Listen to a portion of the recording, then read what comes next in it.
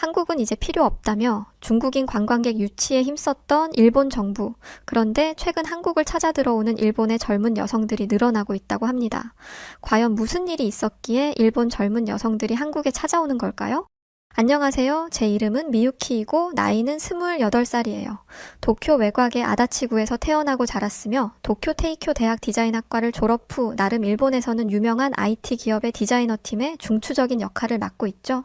그런 제게 최근 이상한 기류들이 펼쳐지기 시작했습니다.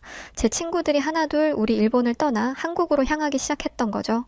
아직 한창인 20대의 젊은 일본 여성들이 조국을 떠나 한국 같은 나라를 가다니 솔직히 말해서 저는 정말 많이 놀랐습니다. 한국은 솔직히 경제적으로나 문화적으로 일본보다 훨씬 열등한 나라고 또 일본 사람들은 모두 알고 있어요. 한국은 일본 제품이나 일본 문화를 베껴서 겨우겨우 성장한 나라라는 걸 말이죠. 그래서 솔직히 저는 제 친구 아오이가 그런 한국으로 간다고 했을 때 너무 이해가 안 됐습니다. 한국에 가면 일본만큼의 직업 안정성도 없고 사회 시스템도 부족할 텐데 대체 왜 그런 결정을 했을까? 정말 이해가 가지 않았죠. 일본 정부도 이 점을 익히 알고 있고 한때 한국 사람들이 그렇게 선망하는 우리 일본을 찾아와 여행을 즐기던 모습들이 눈에 선한데 일본인이 한국에 가겠다? 납득할 수 없는 노릇이었어요. 한때 한국이 감히 우리 일본을 향해 노 재팬을 외치며 일본의 물건을 사지 않겠다는 운동을 했던 적도 있었고 그렇게 가난하던 시절 기껏 일본이 문화적으로나 기술적으로나 이런저런 도움을 주며 키웠더니 이제는 케이팝으로 인기 좀 산 한국이 일본의 경제 수준을 뛰어넘었다. 이제 일본은 한국보다 아래에 있다. 한국이 일본을 따라잡았다는 등의 말도 안 되는 소리를 해대며 선을 넘고 있죠. 거만해진 한국인들이 일본을 찾는 빈도는 확실히 몇 년 전에 비해 줄어든 게 사실이고 우리 일본 정부는 한국인들 안 와도 상관없다는 게 입장입니다. 왜냐면 일본에게 돈을 풀어줄 중국이란 나라가 있었으니까요. 어차피 한국은 일본에서 존재감도 없어요. 저희 일본을 한 번이라도 와본 한국 분들이 있다면 아실 거예요. 일본에는 한국 자동차도 보기 힘들고 한국 휴대폰도 보기 힘들죠. 한국의 제품들은 취급도 안 합니다. 굳이 쓸 이유가 없으니까요. 우리 일본의 세계적인 기업들의 제품들이 있는데 굳이 삼류라 불리는 한국의 자동차를 탈 필요도 없고 한국 제품을 사용할 이유가 없는 거죠. 한국이 일본을 따라잡았다? 공상과학 만화에서나 볼 수 있을 법한 이야기일 겁니다. 그런데 그런 우리 일본을 버리고 한국을 가겠다는 일본의 젊은 여성들이 늘어나고 있다는 현실이 저는 믿기지가 않았어요. 그 이유가 뭔지 살펴보다가 저는 이거구나 하는 생각을 가질 수 있게 되었는데 그 이유는 바로 일본 정부가 펼친 정책에 있었습니다. 우리 일본은 경기 침체를 회복하기 위해 많은 관광객 유치에 힘을 씁니다. 이로 인해서 최근 2년 동안 일본을 찾는 관광객들이 많이 늘어났어요. 그리고 그 관광객들의 대부분은 중국인들이었죠. 저는 이 현상이 나쁘지 않다고 생각했습니다. 가난한 한국보다야 중국이 나으니까요. 일본 정부 정책에 맞게 일본에는 차이나 거리가 조성되었고 중국 관광객들을 조금이라도 더 유치하기 위해서 상인들은 중국어 간판도 만들고 중국인들이 볼 수 있도록 안내판도 만드는 노력을 했죠. 저는 이런 현상을 굉장히 긍정적으로 봤던 사람 중에 하나예요. 이런 정책 덕분에 중국 관광객들의 수요가 급증하기 시작했고 정말 이대로라면 일본의 관광 산업은 세계적인 수준으로 올라갈 테니까요. 그러면 자연스럽게 일본에서 돈을 쓰는 해외 사람들이 늘고 일본 경제는 더욱 탄탄해지고 감히 일본을 넘어섰다고 우겨대는 한국이 우리 일본에게 고개를 들지 못할 거라고 생각도 들었으니까요. 저는 한국으로 떠나겠다고 하는 친구 아오이를 만났습니다. 신주쿠에 있는 커피숍에 앉아 대화를 나누었죠. 아오이 너 미쳤니? 우리 일본을 놔두고 한국을 왜 간다고 그래? 일본에서 더 이상 살 수가 없어. 너는 맨날 회사랑 집밖에 모르니까 잘 모르는 거지. 도쿄 중심에만 좀 나가봐. 내가 왜 일본을 떠나려는지 알 거야. 저는 친구의 말을 들으면서도 대체 이해할 수가 없었어요. 좋아? 그렇다고 치자. 근데 왜 한국이야? 한국이 어떤 나라인지 너 몰라? 가려면 잘 살고 풍족한 나라를 가던지 해야지. 무슨 한국 같은 나라를 간다고 그래? 차라리 그럴 거면 다른 나라를 가서 살아. 당연히 저는 친구도 제 말의 뜻을 알 거라고 생각했습니다. 하지만 아오이는 정말 생각하지도 못한 말들을 쏟아내더군요. 한국을 모르는 건 너 아니니? 한국을 그렇게 생각하는 일본인이 있다는 게 신기하다. 너희 부모님이 아무리 한국을 싫어한다고 해도 그렇지. 지금이 어느 시대인데 옛날 이야기 꺼내며 한국을 폄하니? 한국 좋아하는 일본인들이 얼마나 많은데 그 말을 듣는데 기분이 나빴습니다. 결국 친구는 일본을 떠났죠. 저는 분명 이 친구가 후회하고 다시 금방 돌아올 거라고 생각했어요. 그런데 뭔가 이상하게 돌아가기 시작했어요. 일본에서 발생하지 않았던 일들이 벌어지기 시작한 거죠. 저는 회사의 새로운 프로젝트를 위해서 일본의 중심이라는 도쿄 본사로 발령받아 거주지를 회사 근처로 옮겼습니다. 그런데 도쿄에 도착한 뒤로 중국인 관광객들이 엄청나게 많이 늘었다는 것을 알 수 있었어요. 도쿄 거리 곳곳에서는 낯선 중국어가 끊임없이 들려왔고 타인에게 피해를 주지 않는 문화와 떠드는 것을 기피하는 우리 일본의 문화 속에 중국인들의 고성과 행패는 말도 못할 정도였습니다. 어느 날 저녁이었어요. 퇴근 후에 집으로 돌아가는 길, 동네 공원에서 한 무리의 중국인 관광객들과 일본인 청년 사이에 고성이 오고 가는 소리를 들었어요. 관광객들은 일본인 청년이 앉은 공원 벤치에 발을 올려놓고 중국말로 뭐라 시끄럽게 떠들며 웃고 있었고 일본인 청년은 그들에게 자리를 옮겨달라고 정중한 태도로 요청하고 있더군요. 하지만 중국인 관광객들은 그 청년을 무시하듯 껄껄대며 웃으며 떠들었고 심지어 그 일본 청년들의 얼굴 앞에다가 주먹을 쥐어 보이며 흔들기까지 하더군요. 결국 그 일본 청년들은 무서웠는지 자리를 피해 도망치기까지 했습니다. 저는 솔직히 가슴이 벌렁거렸습니다. 여자기도 했고 무서웠거든요.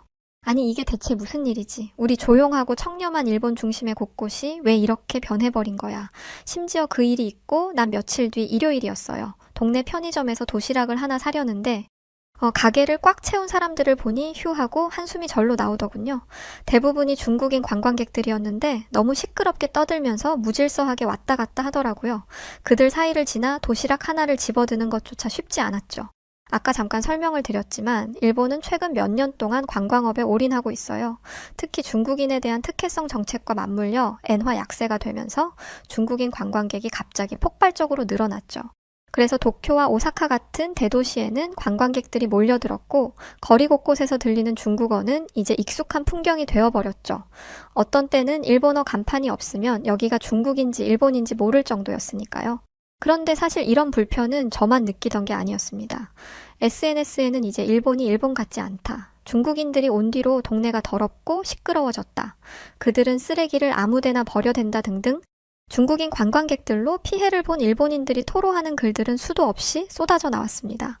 심지어 상점 주인들도 이제는 부정적인 목소리를 내기 시작했죠.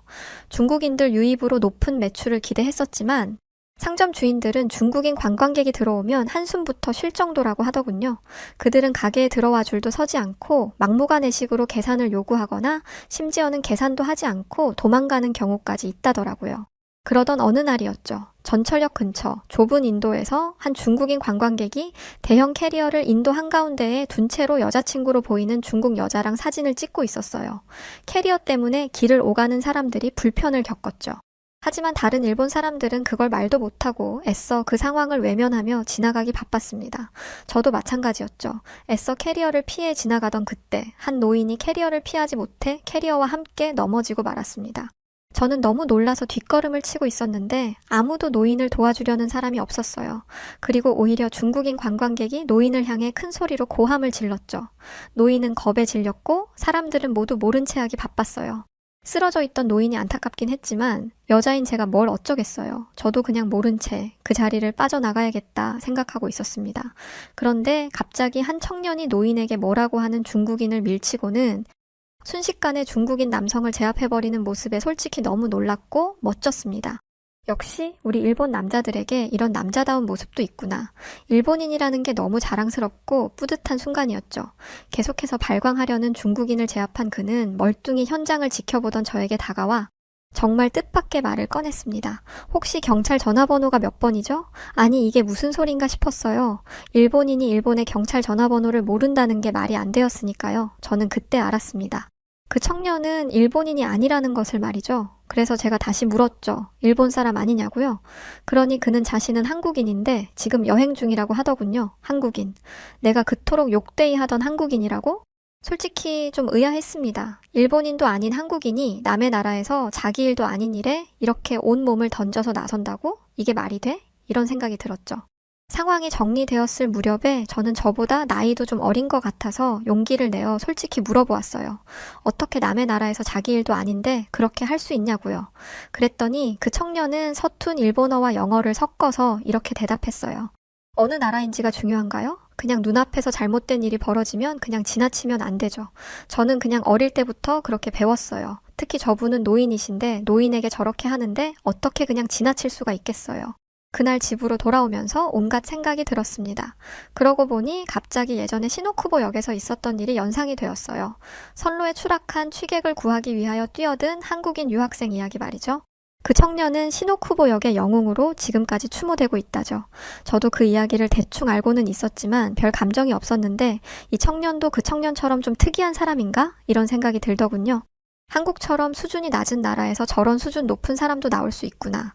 정말 진흙탕에서 연꽃이 자란다더니 정말 그런 일도 있구나 싶었죠. 한국은 역사와 관련해서 피해자 코스프레를 하면서 생떼를 쓰는 걸로 유명한 나라잖아요. 솔직히 한국을 조금 다시 생각하는 계기가 되었던 사건이기도 했습니다. 그건 그렇고 중국인 관광객으로 인한 지역의 몸살은 나아질 기미가 없었어요. 아니 나아지기는커녕 갈수록 태산이 되어가고 있었죠. 이로 인해 저의 도쿄에서의 일상도 완전히 달라져 버렸습니다. 예전에는 퇴근 후에 친구를 만나 가벼운 저녁 식사를 하면서 수다를 떨거나 동네 카페에서 커피를 마시면서 책을 읽는 작지만 소중한 일상이 있었거든요. 하지만 이제 그런 평화로움은 언제 그랬냐는 듯이 사라져 버렸어요. 전혀 다른 동네가 되어버린 거죠. 요즘은 어딜 가나 중국인들로 북적이고 중국어로 시끄러워서 어딜 나설 엄두도 잘 나지 않았어요. 일본 정부도 이런 중국 관광객들로 인한 피해 사례가 급증하자 이를 해결할 방안들을 모색하는 것 같았습니다. 뉴스에 중국인 관광객 주의보라는 문구가 뜰 정도로 상황이 심각했었죠. 뉴스에서는 중국인들이 촬영이 금지된 신사나 절 내부에 들어가 무단으로 촬영하는 모습들과 들어가면 안 되는 신성한 장소에서 상의 벗고 낮잠을 자거나 관광지나 공원에서 수십 명이 단체로 음식을 먹고는 그대로 버리고 가는 건 물론 심지어 음식 찌꺼기들을 벤치에 쏟아놓고 가기도 했고 또 택시 요금이 많이 나왔다고 돈을 다 안 주고 일부만 던져주고 도망가는 경우도 나왔습니다. 심지어 길 골목에서 노상방뇨를 하는 중국인 관광객들을 봤다는 이야기도 심심치 않게 들렸죠. 상황이 이렇다 보니 언론과 일본 커뮤니티에서는 중국인들을 몰아내야 한다는 말이 많이 나오기 시작했어요. 중국인들을 몰아내고 다시 예전처럼 한국인 관광객들이 와야 한다고 말이죠. 한국인들은 사실 중국인들과는 전혀 다른 사람들이었기는 합니다. 항상 그들은 예의 바르고 시끄럽지 않았으며 일본 여행지에서도 항상 배려 있는 모습을 보여주고 했으니까요. 저는 당연히 자신들의 나라를 위해 애써준 우리 일본에 와서 그렇게 예의 바르게 하는 게 옳다고 생각했던 건데 중국인들의 추태를 보고 나니까 한국인 관광객들의 그런 모습이 그립기도 했었습니다. 그런데 더 큰 문제는 바로 불안에 떠는 일본 여성들이었죠. 중국인 관광객들의 행태는 점점 더 심해졌고 특히 일본 젊은 여성들에게 그들의 무례함과 과감한 행동은 점점 도를 넘기기 시작했죠. 대중교통을 이용할 때 한 무리의 중국인 관광객이 젊은 일본 여성에게 다가가 노골적으로 치근덕거리며 사진을 찍어달라고 요구하거나 심지어 어깨를 툭툭 치며 불쾌한 농담을 던지는 일도 빈번했어요. 일본 여성들은 평소 타인에게 피해를 주지 않는 것이 미덕이라고 배웠기에 이런 상황에서도 아무 목소리를 내지 못했어요. 겁에 질려 저리 가라는 말 한마디조차 하지 못하고 고개를 숙이며 자리를 피하는 것이 전부였죠. 그들의 침묵은 중국 관광객들에게 더 큰 대담함을 허락하는 결과를 낳았습니다. 하지만 주변에 있던 일본 남성들은 그저 고개를 돌리거나 멀리 서서 지켜보기만 했어요. 그 누구도 나서서 말리는 사람이 없었죠. 이런 태도는 일본 여성들에게 더 큰 좌절감을 안겨줬어요. 보호받아야 할 여성들이 보호는커녕 스스로 이런 폭력적인 상황을 해결해야 하는 처지에 내몰린 셈이었죠. 그런데 이런 건 그저 작은 일에 불과했어요. 더 충격적인 사실을 알게 되었습니다. 몇 주 전이었어요. 길을 지나는데 아주 불쾌한 장면을 목격하고 말았습니다. 거기는 도쿄 신주쿠구 가부키초 구역이었는데 일본에서도 요즘 젊은 여성들이 부쩍 많아진 거리기도 하죠. 그곳을 지나다 한 무리의 중국인 남자 관광객들이 골목 한편에 서서 담배를 피우며 대화를 나누고 있더라고요. 저는 그들 사이를 지나가야 했는데 조금 무서운 느낌이 들었어요. 하지만 다른 길로 가려면 너무 시간이 오래 걸리기에 애써 시선을 피하면서 걸음을 재촉했죠. 그렇게 그들 옆을 스쳐 지나가면서 저는 그들이 나누는 은밀한 대화를 들어버리고 말았어요. 그 중국인 남성 무리들 안쪽에서 젊은 여성의 목소리가 들렸는데 저는 처음엔 단순히 그 관광객들과 같은 무리라고 생각했어요. 하지만 가까이 지나가며 들리는 대화의 내용을 보니 상황이 단순하지 않다는 걸 깨달았죠. 그 여성은 낮은 목소리로 이렇게 말했어요. 이만엔이에요. 영어를 섞어서 말했지만 이만엔이라는 일본어는 또렷이 들렸죠. 순간 소름이 돋았습니다. 저는 놀란 가슴을 진정시키면서 빠른 걸음으로 그 골목을 벗어나 집으로 돌아왔어요. 그리곤 현관을 들어서자마자 컴퓨터를 켜고 관련 정보를 찾아봤죠. 그리고 충격적인 사실을 알게 되었어요. 최근 도쿄에서는 경제적인 이유로 많은 젊은 여성들이 생활비와 빚을 감당하지 못해서 성매매에 뛰어들고 있으며 중국인 관광객의 유입과 함께 그런 일이 폭증하고 있다는 기사였어요. 더 놀라운 것은 그 중에는 미성년자도 있다는 사실이었어요. 일본 경시청의 발표 자료를 보니 지난해 1월에서 12월 사이에 가부키초 구역이나 오쿠보 공원 근처에서 길거리 매춘을 위해 서 있는 여성을 140명이나 체포한 바 있다는 내용도 있었어요. 이는 2022년 때보다 무려 약 3배나 증가한 수치라고 하더군요. 그 중에는 20대가 106명일 만큼 제일 많았고 심지어 고등학생들도 있는 것으로 나왔어요. 도쿄가 중국인 관광객들의 섹스 투어의 온상이 되어버린 거죠. 지금 일본 사회에서는 이 문제를 당장 해결해야 한다는 목소리가 점점 높아져 가고 있지만 정부는 손을 놓은 상태예요. 겉으로는 이런저런 방안을 내어놓았지만 실제로는 거의 집행을 하지 않고 있는 상태죠. 어쨌든 중국인 관광객들이 돈을 쓰기 때문에 경제를 위해서 방치하고 있는 거라는 생각이 들었습니다.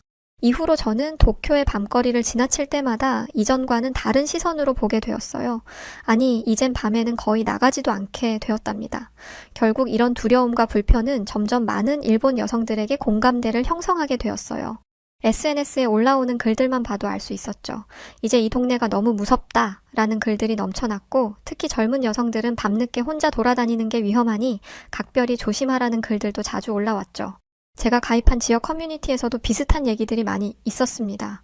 한 여성 회원이 이렇게 글을 썼어요. 어젯밤 집 근처에서 중국어로 고함치는 소리가 크게 들리고 이어서 여자 비명 소리가 들렸어요. 저는 너무 무서워서 잠을 잘 수 없었네요. 우리 동네가 점점 무섭고 낯설어지는 게 너무 속상해요. 라는 글이었고 그 글에 달린 댓글들은 공감으로 가득했죠. 나도 비슷한 일을 목격했다. 요즘은 아예 밤에 나가질 않는다. 그런데 이 중에서 가장 눈에 띄던 댓글들은 바로 한국으로 이민을 준비하고 있다 라는 댓글이었습니다. 사실 일본의 젊은 학생들 사이에서는 한국을 선망하는 학생들이 많이 있습니다. 일본 정부에서도 너무 깊숙하게 들어오는 한국 문화를 어느 정도 관리하기 위해서 차선책으로 중국 관광객들을 유치하는 정책을 펼쳤던 건데 한국의 문화 파워는 상상 이상으로 매우 강했죠. 실제로 학생들 사이에 방학 기간이나 여행 시즌이 다가오면 한국으로 여행을 가겠다는 사람들이 매우 많았고 심지어 어떤 일본 학생들은 아예 집을 한국식으로 꾸며놓고 한국말을 하며 지내는 학생도 있었습니다. 중국인들로 판치는 일본에서 이렇게 두려움에 떨며 지낼 바에야 가까운 옆나라인 한국에 가서 살겠다는 젊은 일본 여성들이 늘어나고 있어요. 제 친구 아오이가 한국으로 떠난 이유도 이런 이유일 겁니다. 또 심지어는 한국의 남자들은 유럽 남자들 못지않게 체격은 좋은데 여성처럼 깨끗한 피부에 깔끔한 모습 그리고 신사다운 매너까지 갖추고 있다며 한국 남자를 만나고 싶다는 여성들도 늘어났죠. 물론 저는 이런 현상에 반대했던 사람입니다. 부모님이 한국을 싫어하는 성향을 가지고 있던 터에 그런 피를 물려받아서일 수도 있지만 사실 어릴 때부터 역사적으로 한국은 늘 일본을 어렵게 만든 국가니까요. 하지만 지금과 같은 일본 상황에서 같은 여자로 이런 마음이 안 들 수가 없겠더라고요. 또 예전에 우연히 노인을 구하던 한국인 청년의 모습도 스치면서 한국에 한번 가볼까? 라는 생각을 뜬금없이 했었습니다. 그러나 행동으로 옮기지는 못했고 그렇게 차일피일 미루다 보니 어느새 5개월이라는 시간이 지나버렸죠. 그리고 여전히 답을 구하지 못하고 있는 상황이었어요. 한국을 간다고 하면 부모님도 반대했을 테고요. 시간이 지날수록 일본 상황은 악화되었고 이제는 항공사에서 한국을 상대로 제발 와달라며 소리치는 수준까지 도달했었습니다. 한국인들이 북적이던 공간은 중국인들의 추태로 난장판이 되었고 일본의 어느 항공사와 상점들은 한국인들을 환영한다는 플랜카드와 한국어 간판, 한국어 안내판까지 만들며 한국인들을 극진히 모시고 있는 상황이 되었죠. 그런데 저에게 한국에 갔던 아오이에게서 연락이 왔었어요. 아오이는 한국에서 자신이 이제 자리를 잡았으니까 한번 놀러 오라고 말이죠. 그러면서 지금 시즌이면 징검다리 연휴라서 토요일부터 화요일까지 4일간 자기가 충분히 시간을 낼 수 있다고도 했죠. 저는 아오이에게 물어봤습니다. 한국에도 분명 일본처럼 중국인 관광객들이 있을 텐데 행패를 부리거나 하는 경우가 없는지 말이죠. 그렇잖아요. 일본에서도 이 난리를 치는데 한국에서도 그럴 거라고 생각했거든요. 그런데 아오이는 굉장히 여유 있는 목소리로 이렇게 말했어요. 한국에도 중국인 관광객들이 있긴 하지. 그런데 한국에서는 행패 못 부려. 행패 부렸다간 한국 남자들한테 얻어맞을걸? 일본하고 완전 달라.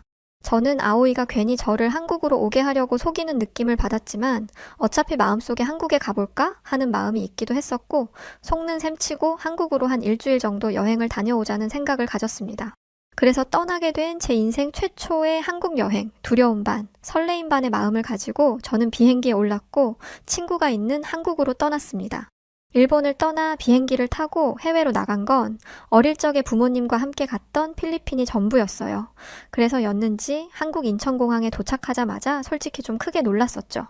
TV에서 간간히 보기는 했었지만 TV에서 보는 것과 실제로 내 눈앞에 있는 건 차이가 엄청나더라고요. 인천공항은 끝도 없이 컸고 무슨 신도시에 온 것처럼 모든 게 일본보다 좋아 보였습니다. 또한 한국의 서울은 놀라울 만큼 깨끗하고 안전했고 지하철 노선을 잘 몰라서 헤매던 저에게 기꺼이 친절을 베풀어 주시던 수많은 한국 사람들이 있었죠. 여자 혼자서 밤 늦게 거리를 걷는 것도 전혀 이상할 것이 없었어요. 일본도 사실 도쿄에 중국인들이 점령하기 이전에는 세계적으로 안전한 나라로 인정받는 나라였는데 한국은 그때 당시에 우리 일본보다 한참 더 한수위라는 생각이 들었습니다. 공항에서부터 제가 지냈던 호텔, 그리고 제가 한국의 도심을 걸으며 경험했던 모든 일들은 저를 호기심으로 가득 차게 만들었고 한국의 음악과 한국의 연예인들, 한국 도심에서 바삐 움직이는 사람들, 중국인들처럼 추하지 않았고 일본인들처럼 소심하지 않았으며 한국인들은 적정한 선에서 옳고 그름을 가진 모습을 보여주고 있었어요. 더더욱 놀란 건 한국인 남성들의 체격입니다. 일본 남자들보다 머리 하나는 더 큰 것 같았죠. 하얀 피부를 가진 한국의 남성들은 모두 훈남인 것처럼 보였어요. 괜히 질투가 좀 나기도 했습니다. 일본보다는 좀 더 후질 거라고 생각했는데 그러지 않았으니까요. 저는 아오이와 함께 한국에서 좋은 시간들을 보냈어요. 그리고 친구 연휴가 끝난 수요일 아침, 친구는 회사에 갔었고 저는 친구의 집에서 TV를 보며 시간을 보내고 있었죠. 그런데 갑자기 배가 너무 아팠던 거예요. 처음엔 그냥 피곤해서 그런가 보다 했었는데 통증은 가시질 않았고 몸을 웅크린 채로 너무 아파 친구에게 전화를 걸었습니다. 친구는 집과 가까운 곳에 병원이 있으니 가보라고 말해주었죠. 하지만 말도 잘 안 통하는데 잘 찾아갈 수 있을지도 걱정이었어요.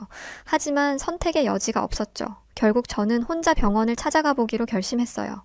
친구가 불러준 택시를 타고 병원에 도착했는데 생각보다 일이 너무 쉽게 풀려버리더군요. 접수 데스크 직원이 제가 일본인이라는 걸 알자 바로 일본어를 할 줄 아는 직원을 불러주었고 그리고 진료실에 들어가자 의사 선생님은 세심하게 저의 증상을 살펴봐 주셨죠. 필요한 검사를 받는 동안 간호사님도 계속 제 옆에서 세심하게 도와주셨어요. 그런데 정말 저를 놀라게 했던 일이 병원에서 있었습니다. 바로 진료비와 약값이 일본에 비해서 5분의 1도 안 될 정도로 저렴하다는 거였어요. 제가 있던 병원은 동네에 있는 작은 병원이었지만 분명 제가 일본에서 갔던 병원보다 시설이 훨씬 더 좋아 보였고 시스템도 훌륭하다고 생각해 병원비가 비쌀 거라고 생각했었거든요. 일본에서는 병원비가 비싸서 정말 아픈 사람들도 웬만해서는 병원에 가지 않으려고 하거든요. 그래서 혼자 쓸쓸하게 죽는 사람들도 매년 뉴스에 보도되곤 해요. 심지어 그 의료비가 2005년부터 거의 20년간 단 한 해도 빠짐없이 매년 상승하고 있고요. 그달 그동안 한국에 대해 가지고 있었던 제 마음속의 모든 불신은 한 방에 사라지고 말았어요. 낯선 나라에서 이토록 따뜻한 배려를 받을 줄은 정말 꿈에도 몰랐거든요. 한국인들은 일본인들을 차별하지 않고 이렇게 따스하게 대해주는데 나는 뭐가 대단하다고 한국을 그렇게나 흉봤던 걸까라는 생각이 드니까 창피해서 고개를 들지 못할 정도였습니다. 그날 저녁에 친구에게 이런 이야기를 꺼내놓았어요. 그랬더니 친구가 뜬금없이 저에게 이런 말을 했죠. 미유키, 한국의 도로를 봤니? 한국의 도로에는 일본 차량들이 많이 보이지. 왜인지 알아? 글쎄, 일본 차들이 워낙에 세계적으로 인정받는 차니까 한국인들도 좋다고 타는 거 아닐까? 친구는 고개를 끄덕이며 그래 맞아. 한국은 어떠한 국가도 차별하지 않아. 인정하는 건 인정하고 좋은 건 좋은 거라고 박수를 쳐줘. 그런데 일본은 어떠니? 너도 그랬잖아. 한국이라면 무조건 나쁠 거라고 시기하고 비판하기 바쁘지. 그런데 한국은 아무렇지도 않아. 끄떡도 없어. 한국이 일본을 따라잡았다. 한국의 경제 지표가 일본을 추월했다. 한국이 일본보다 더 높이 자리했다. 이런 부분 일본은 인정해야 돼. 그래야 일본이 발전할 수 있지. 자신들의 우물 안에서만 노니까 낙후되는 거야. 할 말이 없었어요. 틀린 말이 없었으니까요. 그렇게 여행을 마친 후 일본으로 돌아온 저는 일본에서 반년을 보내고 난 뒤 일말의 고민도 없이 당장 한국으로의 이민을 준비했습니다.